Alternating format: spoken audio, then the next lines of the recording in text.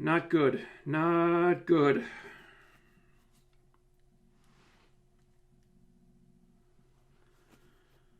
We got a big problem, people. The channel has some very aggressive projections to meet in 2020, and we are already behind the 8 ball.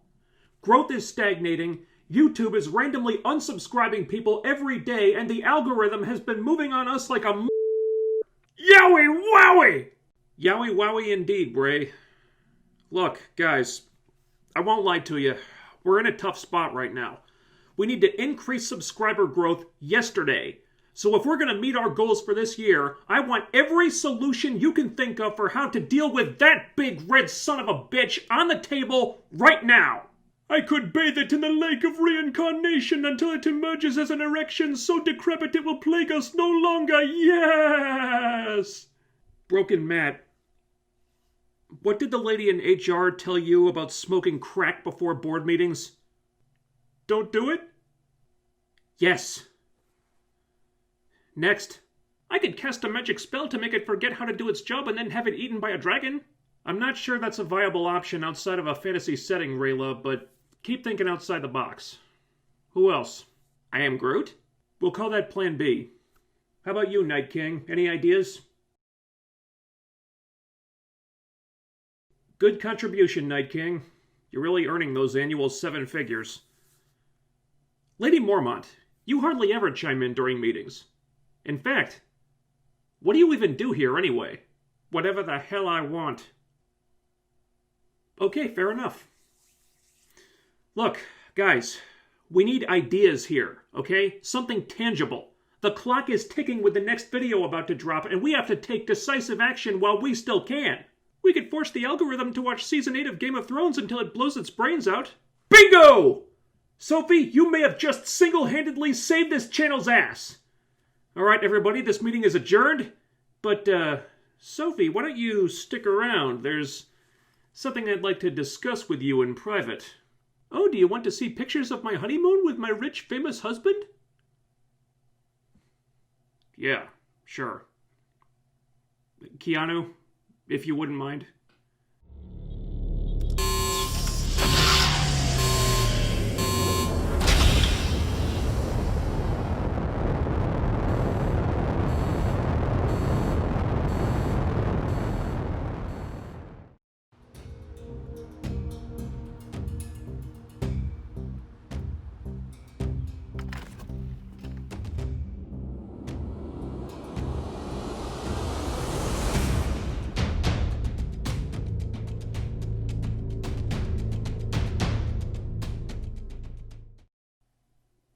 Alright, last one and I'm home free. Crisis on Infinite Earths Part 5. Let's do this. If this episode had one thing going for it, it's that now that the crisis is over and we're introducing this brand spanking new Earth Prime universe, the story wasn't going to be encumbered by a lot of the massive plot holes, terrible writing, and continuity gaps that ultimately killed parts 1 through 4. They had a mostly clean slate here, so even though it is kind of cheating to just wipe all that stuff away, at least it's over now. And be honest, if you had the option of just forgetting this godforsaken crossover ever happened and starting over fresh, you would do it. Don't act like you wouldn't. That being said, as much as I hate the idea of the writers basically giving themselves an easy out for all the stupid crap they pulled with Crisis so far, I have to admit, the fresh start does feel nice. And they're not asking us to remember tons of plot hole-riddled continuity that they botched beyond all recognition. I think they would prefer we not remember it, actually. The characters don't have to be beholden to any past mistakes on the writer's part that we would rather forget. It's a whole new world now. And let's face it, hitting the reset button was probably the only way to fix this mess. And even though I don't like how they did it, this universe should be simpler now. And that's a good thing. So the episode starts with Kara waking up back in her apartment. She marvels that the world is seemingly back the way it was, but is confused when Alex doesn't remember anything about the crisis. Kara gets a call from a character named Mia, who I don't know, and Mia tells her that she's late for the Nobel Award ceremony, so Kara zooms over there and super speeds into a room full of people who could have seen her, but somehow didn't see her because magic, just in time to see Lex Luthor win the Nobel Peace Prize for being the bestest ever. Lex gives a speech about how he understands why people love superheroes because of all the amazing things they can do, and he may not have any powers, wink, but he stands with mankind. So everybody loves him and applauds, and I have no idea how this happened, but the look of sheer outrage on Kara's face is enough to earn this scene a thumbs up from me. Back at Supergirl HQ, Kara's darkest nightmare has become a reality because Lex is her boss, the DEO is a Luthor Corp subsidiary, Lex is a hero to the entire world, and worst of all, even though it's a brand new universe, Alex still can't get a decent haircut to save her damn life. I'm not sure which one is worse, but I'm leaning towards the haircut thing. So John shows up and fills her in that the Paragons are the only ones who remember that the world used to be different, but he can use his telepathy to get the other characters clued in so we don't need to keep having this conversation. Kara flies off to deal with a disturbance downtown, which turns out to be the Weather Witch, who is a Flash villain. She has some new history with Supergirl that Kara doesn't remember, but before she can attack, Barry speeds in and takes her out. Him and Kara are really confused because they both thought this was their Earth. Then comics creator Marv Wolfman asks them for an autograph, and he has a picture of them that they don't remember taking, because their new backstory is that they team up together all the time, and they've been doing it since forever. Well, them and Green Arrow. Oh yeah. Him. Cut to Star City, where Sarah's walking around really confused. She calls Ray and meets him in a bar. He doesn't remember anything, but then John shows up and explains that the universes have all combined into one, and he gives Ray a telepathic upload of everything he missed. He's been doing this for all their friends off screen, but there's been no sign of Oliver anywhere. Sarah thinks that if they all survived, maybe Oliver did too, so she goes to the Arrow Cave to look for him, but John has already broken the news to Team Arrow, and they're all crushed. And I feel bad for Dig, man. The poor guy just found out that Oliver died once and he wasn't there. Now he finds out that Oliver died a second time and he wasn't there for that either. Poor bastard probably hasn't felt like this since the second time Sarah died. They've had Felicity running a global search for Oliver off-screen, but he's nowhere to be found. Sarah thinks he might still be out there somewhere because he's the Spectre. He's in a different form now, but Dig says it's over. He's gone. This is a good scene. We finally get reactions to Oliver's death from the people closest to him. Well, some of them anyway. It's very sad, it's played genuinely, the acting is good. I have no complaints. And best of all, nothing stupid happens to ruin it.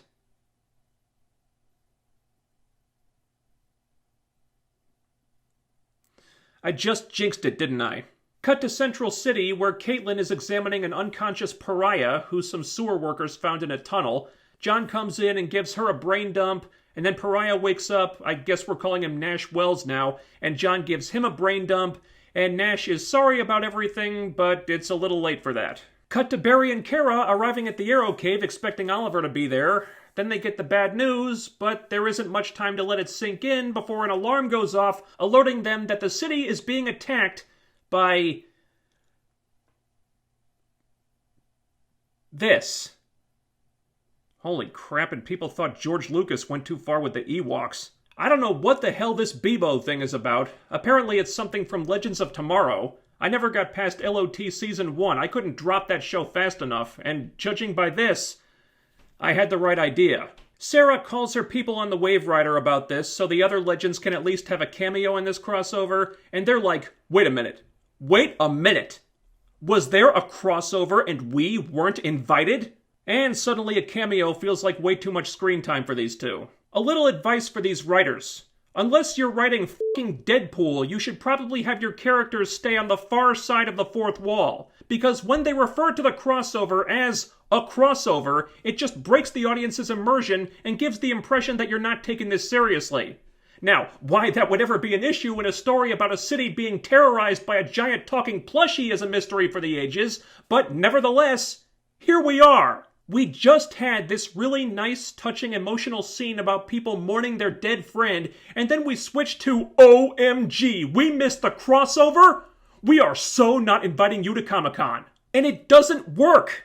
Your allowance for total whiplash expired with Bebo, okay? You can't keep doing stupid shit like this if you want the audience to stay invested. Sarah tells them to stay put, and after this scene, that's just fine with me. But as it happens, Mick Rory is already in Star City signing copies of his trashy romance novel for a bunch of 50-something single women who probably have even more questions about this situation than I do right now. But the book signing is disrupted by Bebo, and Mick is none too pleased, so he grabs his flamethrower and goes to fry a bitch. So Barry, Kara, Mick, and Ray all come together to battle the massive evil stuffed monstrosity come to life, but not before Ray takes a selfie with it, because, well shit, nobody's ever gonna believe this otherwise. So Sarah gets them on the comms and starts giving orders. Barry gets this big cable and speeds it around Bebo to tie up his legs with it, and then they all pull on the cable to try to tip Bebo over. And this is so unbelievably stupid.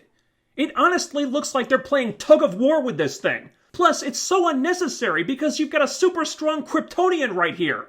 If Supergirl can't knock Bebo down herself, that big blue bastard ain't coming down if you have Mick Rory pulling on the cable too. But the cable passes right through him, so that doesn't seem to be an option. Then Batwoman shows up, and oh god. Kara actually starts fangirling. I mean it. Her reaction is like, oh my god, oh my god, oh my god! Batwoman is here! Jesus, woman, dial it back a little bit. You just saw Kate like 12 hours ago. This is not that big a deal. Ray scans Bebo and doesn't detect anything, so they figure out what's going on pretty quickly. Turns out Bebo was just a diversion, so an actor who had to leave his self-respect at home to take this part, and is probably second-guessing a lot of his life choices right now, could rob a bank nearby. So Barry and Sarah speed in, and Sarah knocks this guy's block off with one punch for having the gall, the nerve, the audacity to sully the honor of Bebo.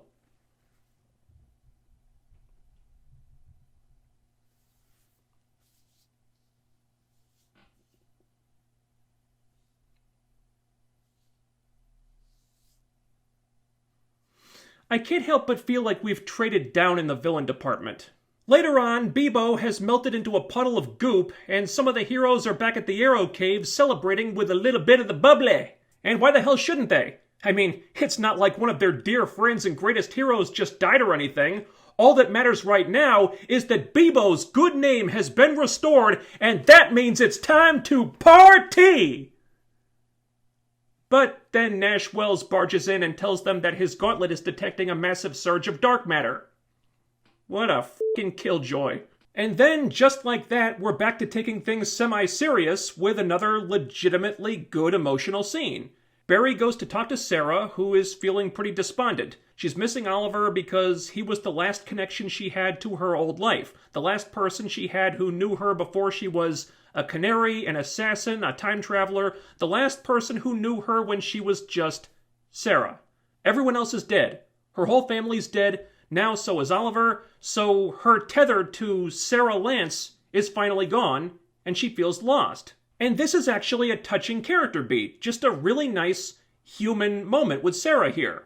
This is good writing, and characters like Kate and Kara could learn something from this, because there's no agenda, there's no identity politics on display, it's just Sarah being a vulnerable, genuine, complex, flawed person.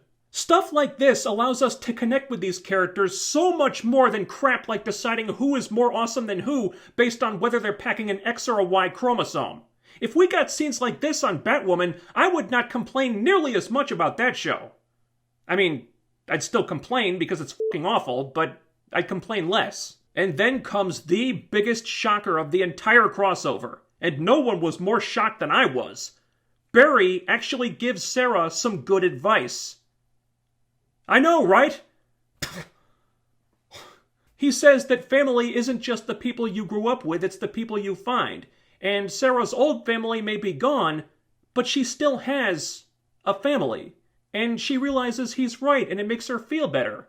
It's a nice little piece of character work, and overall just a really good scene between these two.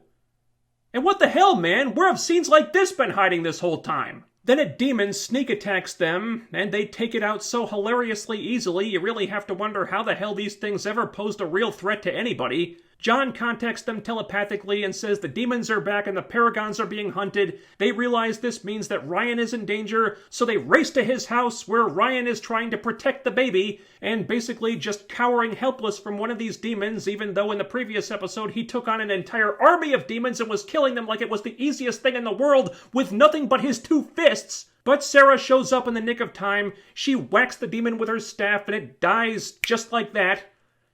Because these demons really, really suck. And bear in mind, these are the things that killed Oliver. Oliver, who's been one of, if not the premier badass fighting machine in the Arrowverse for 8 seasons.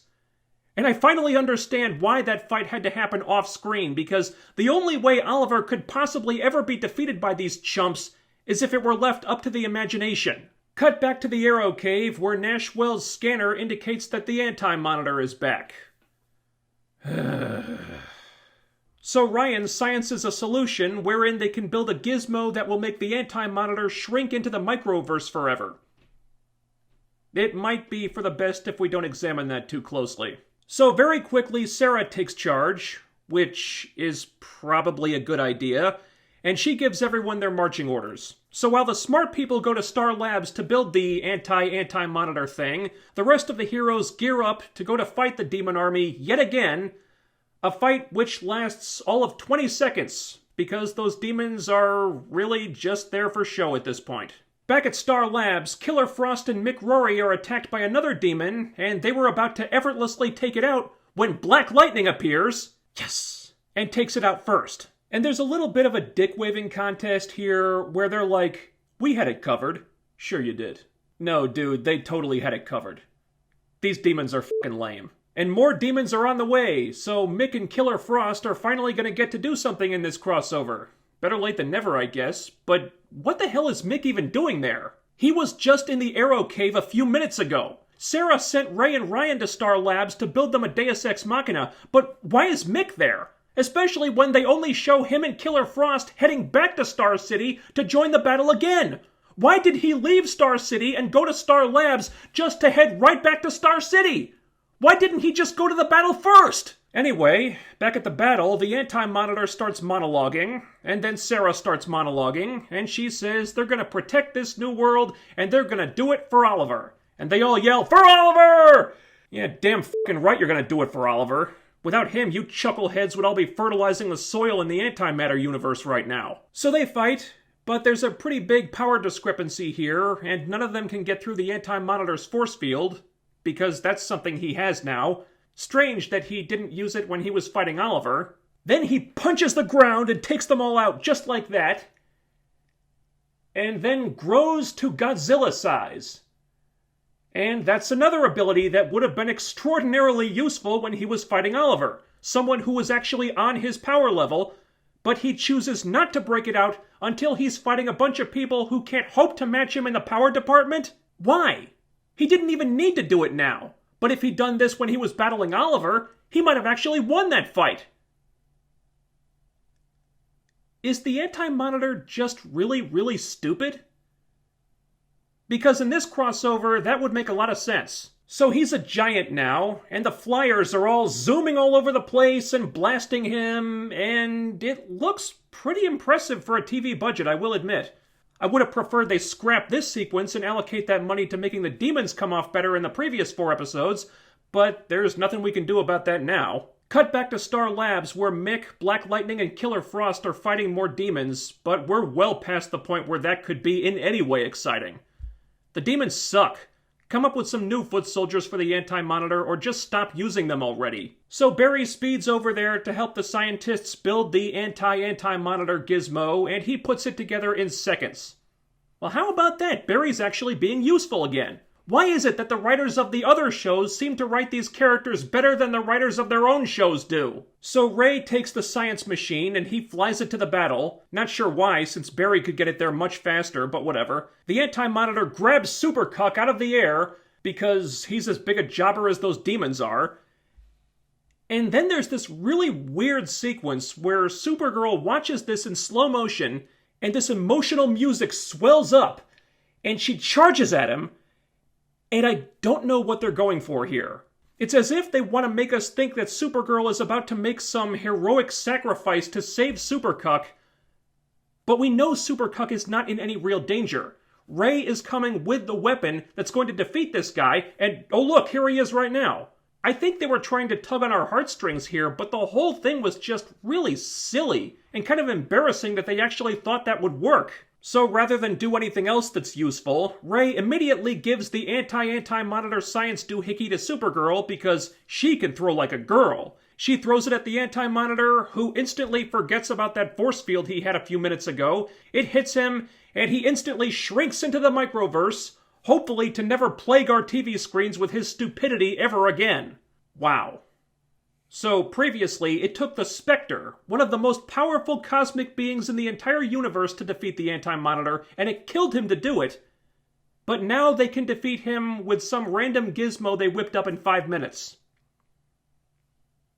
I can hear Oliver facepalming all the way from the afterlife. Also, Supercuck is now micro-sized, which they played for laughs, of course, because they want to make this poor bastard look like a total joke at every opportunity before they give him his own show. I'm sure that couldn't possibly backfire. So Ray returns Supercuck to normal size, all the demons have disappeared again, the day is saved, and somewhere out in the ether, Oliver is thanking his lucky stars that he doesn't have to deal with this crap anymore. Cut to the White House, where the president is addressing the country and talking about the crisis, and I don't know where the hell they found this actress, but they need to send her back. Holy gods, she is terrible. It honestly feels like they just grabbed some non-actor off the street, threw her in front of a camera with zero rehearsals, held up some cue cards and said, "Read this." She is so wooden, I think she might be Ruby Rose's long-lost sister. Anyway, so she talks about how Oliver Queen, the Green Arrow, led the heroes during this crisis, how Oliver sacrificed himself to save everyone, and it's because of Oliver that the universe has a second chance. And there's a montage of all the heroes watching this, and the president's horrendous acting aside, it's a really nice moment. Made all the better when we cut to Dig and Lila, and we see that baby Sarah's back! Holy shit! Dig and Lila's daughter, who was retconned out of existence due to Barry's asinine time traveling and gender swapped into a boy somehow, even though that made no fucking sense whatsoever, she's back! You know what that means? It means that Oliver is still cleaning up Barry's messes from beyond the grave! What a fucking badass! And as much as I can't stand the fact that Barry has now been let off the hook for that particular faux pas, it's still really cool. Unfortunately, there are a few glaring omissions here. Could they really not get Emily Bett Rickards and Willa Holland back for a one-shot cameo to show them reacting to this? I mean, if the actors didn't want to come back, they didn't want to come back. And I've long since ceased to give a shit about Felicity, so I'm not losing sleep over not seeing her again. But this is Oliver's wife and sister. To not show them here felt wrong. They were very conspicuous by their absence. And what about William? Poor kid's dad just died. Where was he during this? Cut to Supercuck getting a call from Lois. Apparently they have sons plural now. Man, it's going to be tough for those boys growing up without a strong male role model. I guess Kara's going to have to pick up the slack there. And we end this sequence with everyone having a moment of silence for Oliver. It's richly deserved, and again, just a really nice moment. Cut to Oliver narrating about the multiverse. And I think what happened is that the multiverse coalesced into one single universe, which is now Earth Prime, which all the Arrowverse shows will now take place in. Wait, so does that mean that the DCEU is gone? Because that was confirmed to be part of the multiverse. Or are all those characters on Earth Prime now? Well, they'll probably never mention it again, so I doubt it really matters either way. But there's also now a new multiverse, and we see glimpses of other worlds, so the producers can pimp just about every single IP in the DC library. We see clips from Swamp Thing, Titans, Doom Patrol, the Ryan Reynolds Green Lantern movie. Why they'd want to show that, I have no idea. Stargirl, because that's going to be a thing pretty soon. And Brandon Routh Superman. He's alive again somehow. So the Book of Destiny can bring people back to life after all, as long as they're not named Oliver Queen. And he has replaced the black in the S insignia with a more hopeful yellow, signifying that maybe things have turned out better for him in this new world, and maybe Kate Bosworth and company didn't die in a poison gas attack from a disgruntled Batman villain. Hope springs eternal, I guess. And so is born the Age of Heroes. Love it or hate it. The heroes have a memorial for Oliver, which these dicks did not invite Team Arrow to, apparently. They put the Green Arrow suit in a display case, and they say goodbye to Oliver one last time, and they light a fire, and it's another really nice moment. Minus Team Arrow not being there, because I guess Oliver was the only one the heroes gave a shit about. So this is in some old Star Labs research facility that Barry says no one knows about. And that's just silly. It's a huge warehouse big enough to store multiple big airliners and shit. How would nobody know about it? Barry thinks they can use this as a place to meet the next time bad shit starts happening, so I guess this is going to be the Hall of Justice now. So he's got a table with chairs for each of them with their insignias on them, and there's even one with the Arrow insignia. That's really nice. They all have a seat, and then we hear sounds of a monkey. We cut to an empty cage, and we see that Gleek has escaped! I don't know who Gleek is. And given the Flash's spotty track record with handling monkey-based villains, I'm not that keen to find out. And with that, Crisis on Infinite Earths comes to an end. Oh my god, what a mess. I think Part 5 was probably the least bad episode of this crossover, but the bar was set so low that doesn't mean a whole lot. And even then, I'm only basing this on the handful of nice character beats, no one acting like an idiot for a change, the heroes all behaving more or less competently, and the gender politics being momentarily de-emphasized.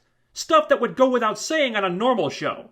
But with this show, I almost feel like I should congratulate them for it because everyday aspects of good storytelling that most people in the business do without even thinking about them are normally lost on these people. But lest all the clowns out there accuse me of being a hater again, let me point out the good things. This was a good episode for Sarah. I thought the character work with her was well handled. She even had a good scene with Barry, which is astonishing to me because I can't stand Barry. Team Arrow's grief over Oliver's death was portrayed tastefully. I thought there should have been more of that, but there's still 2 more episodes of Arrow, I think, so I assume they'll do it there. Outside of that, the writers were bending over backwards to honor Oliver, stressing how important he was, what a hero he was, how much he meant to everybody. The scenes where they focused on doing that were very nicely done, and I think they did as well as they could given how much they still had to wrap up. But then comes the tonal whiplash. At this point in the story, I would have welcomed a little bit of levity to break up the tension, but as poignant as the tribute to Oliver was, that and this really don't feel like they belong in the same episode. And it's very strange because the entire Bebo thing comes off like an utterly random side story that had nothing to do with anything. Seriously, why was it in there? As far as I can see, it was only written in to get the heroes all in one place. But the Anti-Monitor being back could have done that, so what was the point of this? As it is, the Bebo thing felt weird, awkward, bafflingly out of place, and completely, totally at odds with the rest of the story. And then there were all these other details that never got explained. Like, why is Lex a hero now? If that was a change to this world that Lex made himself, that would make sense.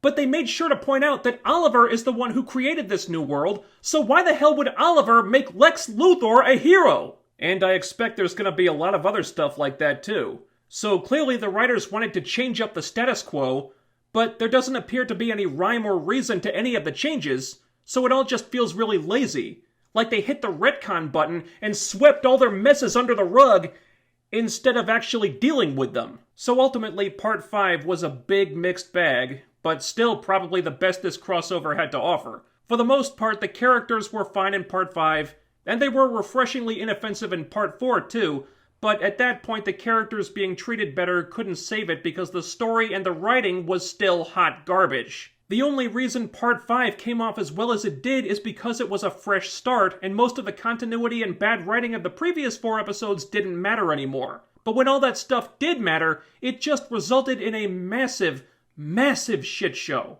And that is a shame, because, and I'm gonna try to be nice here, so brace yourselves, even though the results were really regrettable, there was obvious effort here.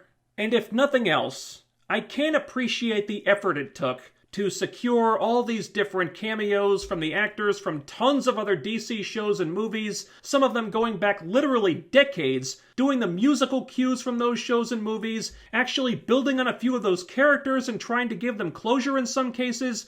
I do appreciate and respect what it must have taken to pull that off. This was a gigantic undertaking. And even though some of the fan service I could have done without, Birds of Prey, as a fan of comics and geeky type things, it's really hard to not at least give them a little tip of the hat for what they accomplished here, because at the end of the day, I do believe their hearts were in the right place, and they did work incredibly hard to make something really cool for the fans here. The problem is it was just too big for them.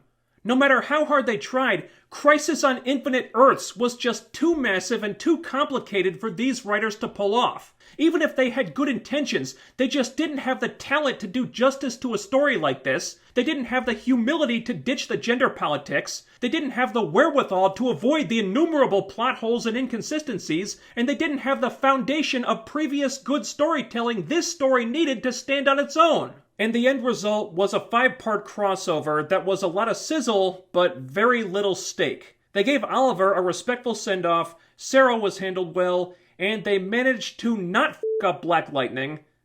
That's about it. And considering the hype this thing had, not to mention what it could have been had it been executed by more talented writers who were better equipped to handle it, it's hard not to feel frustrated and underwhelmed. And so ends Crisis on Infinite Earths. And I don't know about you guys, but I'm exhausted. I feel like I need a nice long break after this, but Batwoman's gonna be starting up again, and Stargirl's gonna be a thing soon, and oh, God help me. If you enjoyed this review, check out the playlists on the channel and watch the other ones. F the algorithm by liking, sharing, subscribing, making sure you're still subscribed, and I'll be back with more very soon. Oh God, Batwoman's back tonight, isn't it?